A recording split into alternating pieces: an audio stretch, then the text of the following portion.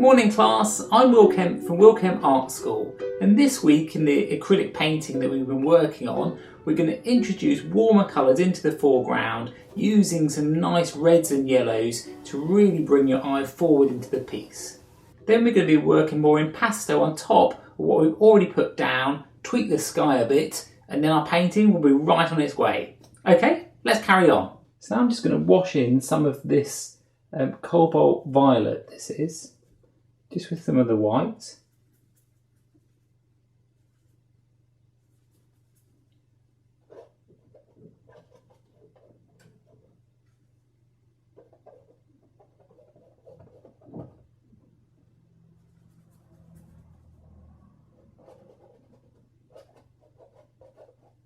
And I'm not painting it like in a block, I'm painting it more in like little dashes, because then I can start to use this underpainting to start to come through on the piece.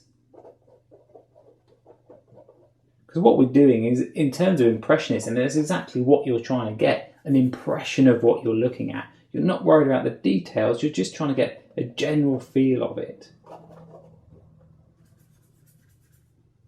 You see on my paintbrush, you'll see that this side has still got all the green on, the other side has got more of the colour of the purple on. So when I'm working, I'll often kind of paint a bit, and then if it's a mingled in, you just kind of twist the brush, and you'll start to get these like more subtle mixes in your painting.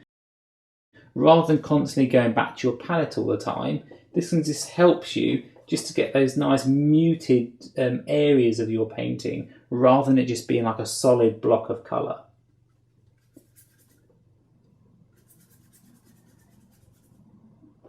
So you've got to use a bit more paint than if you've been using watercolours. You've definitely got to use more paint so that when it's actually pressed on there and painted on, you've still got enough to move that brush around, and you can go quite a far way with the paint that's already on the brush.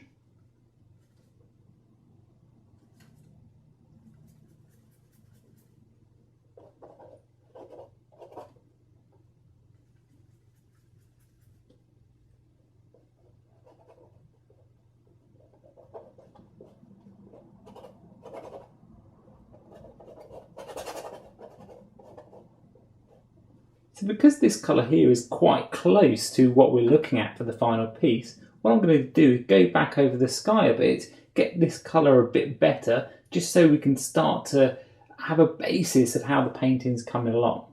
It looks quite abstract at the moment, but we're really just starting to build on the shapes and build to see how all the colours work together. So again, just that cobalt blue and a titanium white.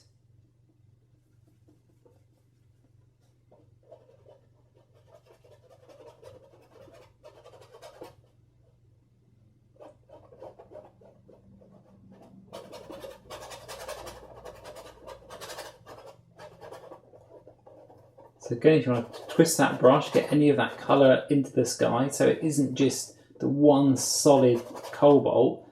Now I've got a bit of the green in there, a bit of this purpley colour in there. I mean, the photograph is just a guide really, you just use it as a starting point to your paintings.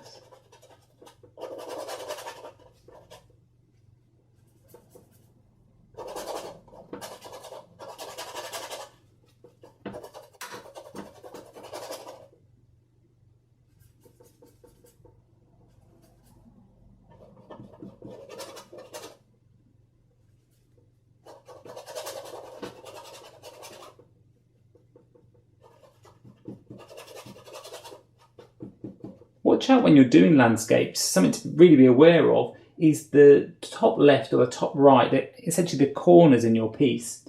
If you have these areas a little bit darker, what it helps to do is it helps to send the viewer's eye back into the painting, so that instead of the eye going off onto the side, just having a tiny bit on the corner will just make that difference, just to subtly bring the viewer back into view.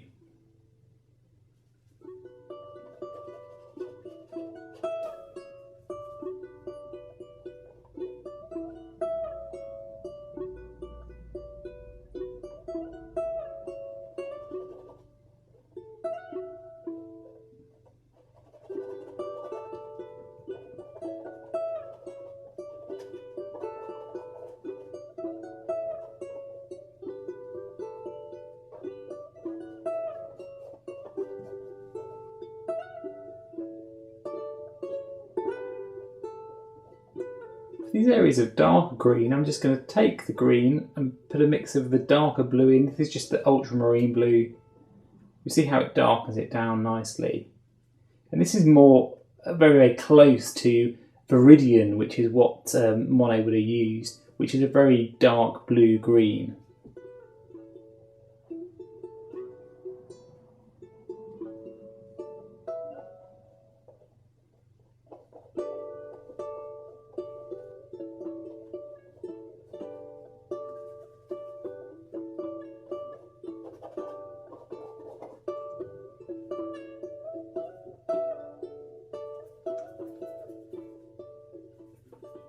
To reinforce some of these shapes in the mountain.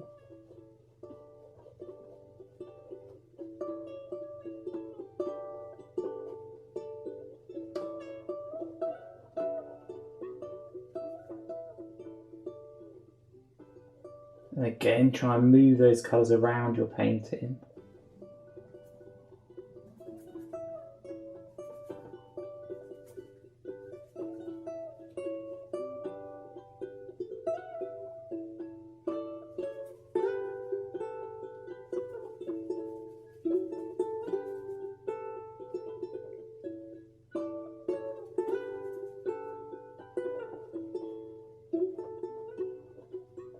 I'm going to introduce some of the warmer colours in the foreground. So just start with the yellow.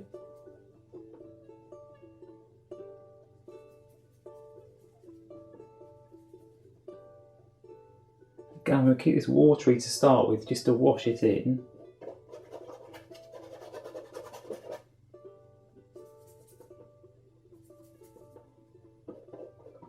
Notice how it's got these red areas in the bottom. It's just nice to have those underneath. So they'll shine through when we paint the thicker paint on top.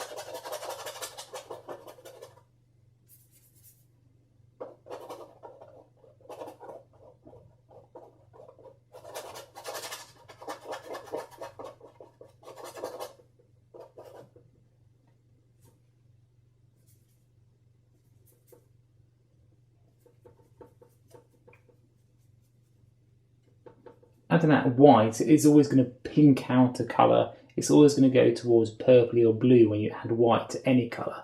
So that's how we start to get this really nice salmony colour.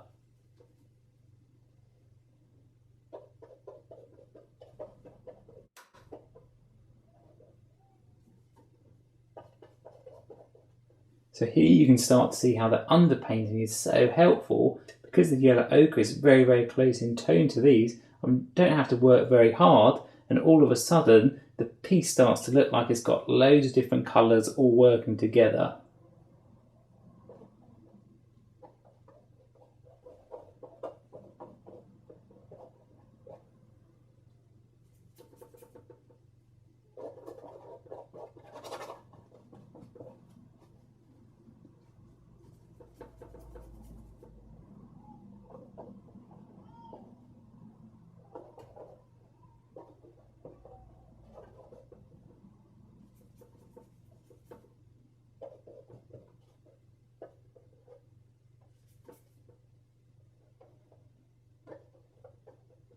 Add a bit more white. So when you're doing your painting, you don't have to put out as much paint as I've put. It's just a way to show you the colours more clearly when they're on a larger scale. But don't be too mean with your paints because otherwise they'll dry very quickly. And even though these are the acrylics, you can start to see I can still put my finger in these and it's still wet, and that's because I've got that thickness into the paint. I can now start to use just some of the pure white and just start to kind of dab it on top into the foreground.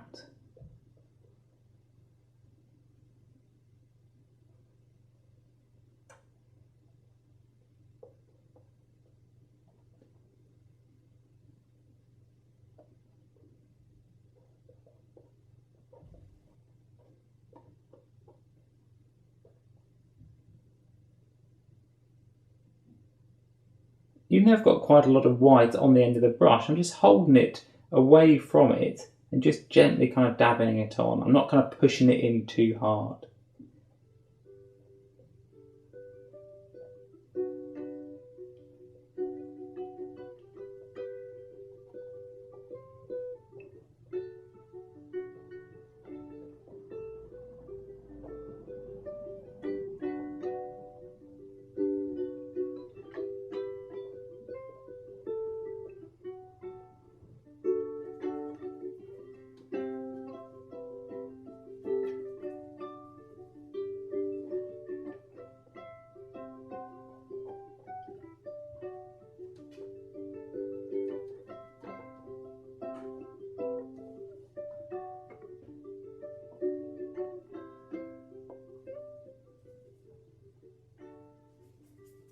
So just tone it down with the purple just to make this nice shadow tone on the building's edge.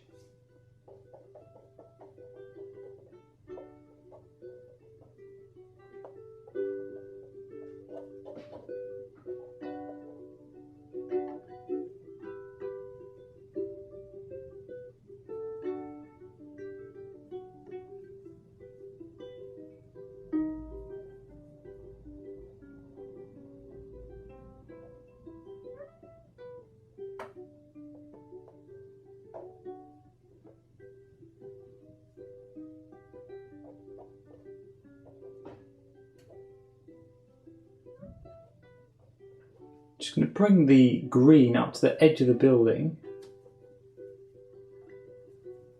Again, you can use the blues to knock them down a bit just to darken off that green.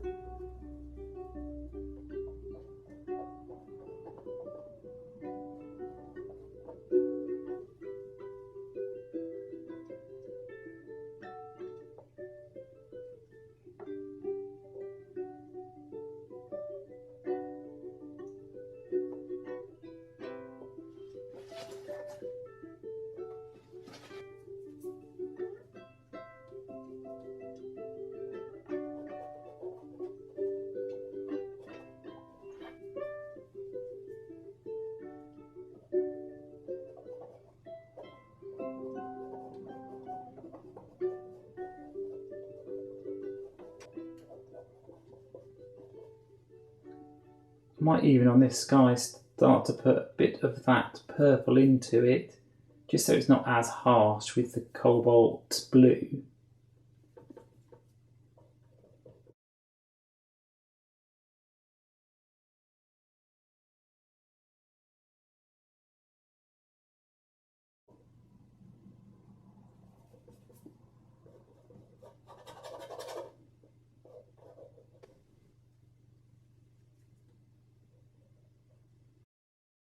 So we've now got a brilliant base for our painting. Tune in next week so you can see how the painting continues on. This is Will Kemp from Will Kemp Art School.